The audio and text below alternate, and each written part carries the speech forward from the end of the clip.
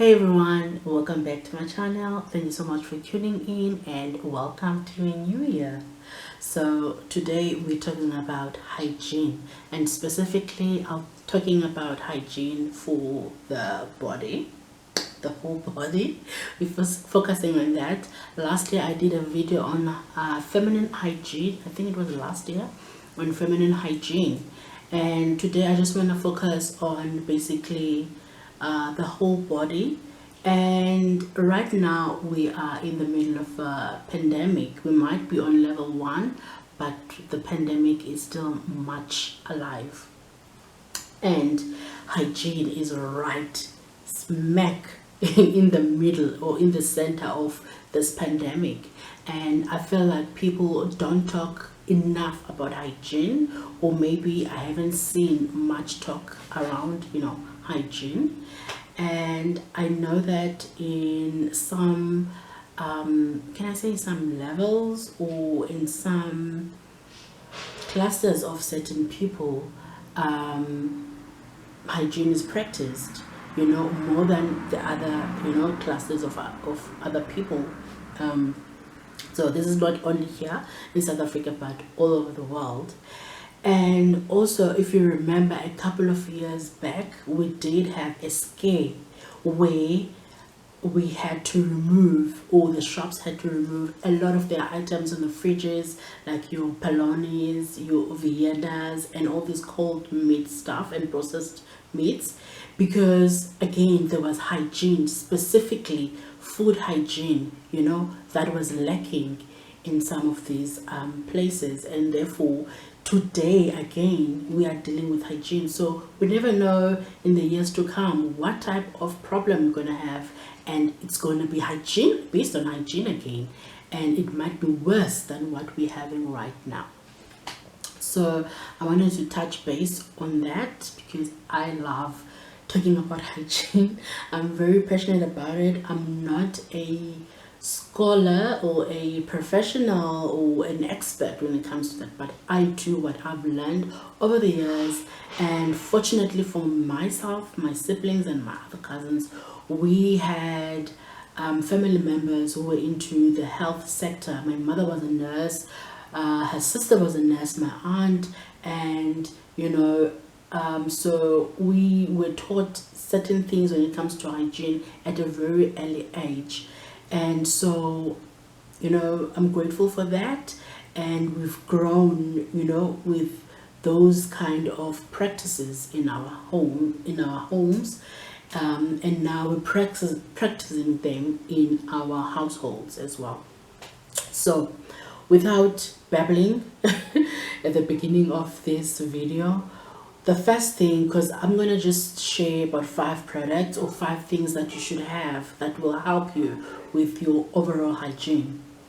And this is based on the body, just the washing of the body, the cleaning of the body. I'm not going to talk about perfumes or moisturizers, all those things that are enhancements and sometimes are camouflages, because some of us don't wash. I don't want to lie.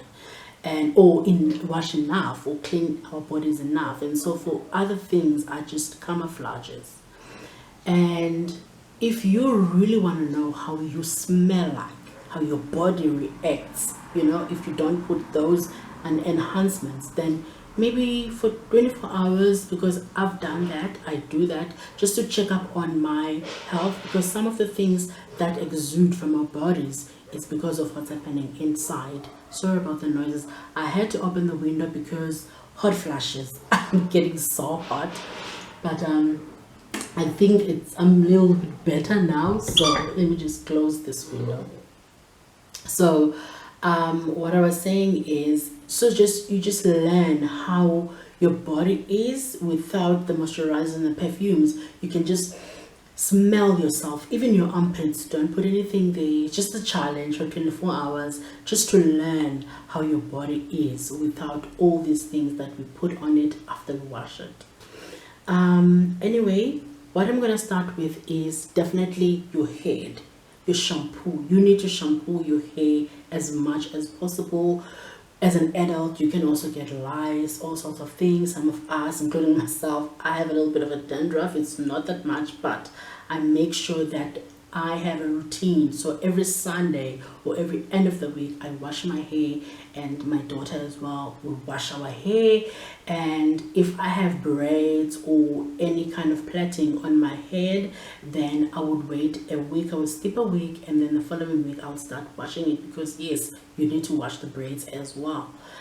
You've got all the environmental elements out there when you go out, the dust and everything, and it goes into that, and you put the products on, and you know, it gets you get this debris on your hair, all these things develop in there with the dust and everything. So you need to really wash your braids as well. So what we use at the moment is this organics 2-in-1 anti-dandruff organic green tea, anti-dandruff shampoo, and sometimes we use Head and Shoulders. So it doesn't matter what you have, you don't have to have a certain product or whatever. You can use whatever you have. You can even use the soap that you use to wash your body and to wash your head. Even if you are a bald person, you need to wash the scalp, because things will stick in there as well. So that's the first one. The second one is basically your body. So you can scrub it with the scrubbers of every day or now and then, or exfoliators. And you can also use your washing rag. It doesn't matter, as long as you wash your body. You can use a pump, you can use a normal soap. From us, we do use a soap now and then, but I hate the scum. The soap scum is ridiculous. It's annoying. It's a nightmare. So I don't like using soap all the time. There is a favorite soap that I like to use from Clicks. I don't have it at the moment. I'll put the picture up here for you to see, but I love that soap. It's natural, and it cleanses everything, and it's also good for nether regions. Obviously you wash outside the area, not inside. So at the moment what we're using is this shower balm from So Pure. This is nature's extra gentle body cleanser with a pH balanced, and it's ideal for sensitive skin. And yeah, it's from a natural range, and I bought this at Faithful to Nature. And we also sometimes use this body wash original with moisturizing shea butter. This one is from Clicks, so we alternate whichever one, but I like to use the natural things, because my child now, I've taught her to wash herself in the shower, you know, and so when she's in there, I make sure there's a natural soap in there, because those don't burn. Whether they go into your eye, they don't burn. And if she needs to wash herself down there, then I know that I've taught her, she knows you don't do anything else rather than around, and so it's safe enough for her when she's in there. And the other thing is the face. Now you can use the soap that you use when you are inside the shower or in the bath for your face as well, but some of us, we prefer to use different products for our faces. And right now I'm using the Portia M Marula Skin Face Wash, and I like to mix it with this apricot scrub. It's a gentle exfoliating apricot scrub from the Himalaya Herbals products. So I use the two at the moment, and I change my face moisturizers all the time. I haven't found something that I say this is it so I change all the time. I have this too. I have some coming from Clicks in a day or two that I've ordered, because I feel like I need something else, and this one anyway, it's finished, you know, so I need that. And I'll probably get something maybe from what's that, the snails, yeah, I'll get something from there. So those are the three for now. And then the fourth one that I think it's also very important is your mouth. So you need to clean those teeth, you need to clean the tongue. Now there are things that you can use to scrape the tongue. I don't have but yeah, it's very important to clean your teeth, I don't really go to a dentist unless it's necessary. Okay, so I don't think it's necessary for me to go every 6 months or every year, whatever, to the dentist if there's nothing wrong with my teeth. Okay, if there's something wrong, then I will definitely go there. My child is still young, so she goes because her teeth are still, you know, developing, whatever. So yeah, you can also floss every day if you like, or every time, maybe after you eat, whatever. The other people that do it every time they eat, they go and floss. But yeah, and you can do it 2 times a day, 3 times a day, once a day, depends on you, but as long as you're keeping out with your oral hygiene. Now we use My Earth herbal toothpaste, and this one is not so strong in the mouth, and my daughter and I used this. I switched over to natural products about a year or 2 ago, because I just thought, I don't know, I wanted to get rid of fluoride basically on my oral hygiene routine, and I chose to go with natural products. And I also use the HelloFresh as well. This one I get from Clicks, and this one I bought from Faithful to Nature. HelloFresh stain protection, whitening, but I don't know about that one. Yeah, and the other thing when it comes to oral hygiene is your toothbrushes, because they just stand there and sit there in the bathroom, and the bristles do catch, you know, whatever is around in your bathrooms. And so I like to keep mine, you know, my boyfriend and all of us, in fact, we have these caps for our toothbrushes. That's a little bit of protection there, but I mean, it's up to you, whatever you want to do. But yeah, I think that's a good way to do it. And also, obviously, every now and then, maybe every week or every 2 weeks, you would just disinfect your toothbrush. I use hot water, boiling water with a little bit of salt and bicarbonate of soda, and I soak them in there, and then, you know, after a while I take them out and I rinse them, and they're good to go. And then obviously we change them. I think after 3 months or so we change them to a different toothbrush.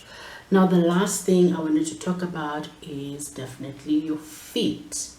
Now I just read the other day that we have 250,000 sweat glands on our feet, and so we sweat a lot down there. You might not see it, you might see it, doesn't matter, but it's really just an advice, or just something that you would like to do. To even if you get into the shower, sometimes you'll be like, the water just ran to my feet, so why must I wash it? But you really have to get in there. If you're in the bath as well, you really have to get in there. Like once a week I use the Pomacel or whatever. And also I have this rock that I got from the beach in East London. Let me just show you.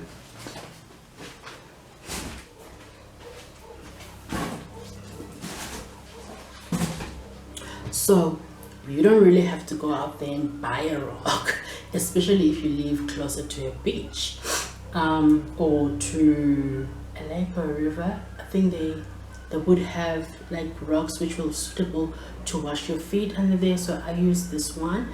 I got it at the East London beach when I was there.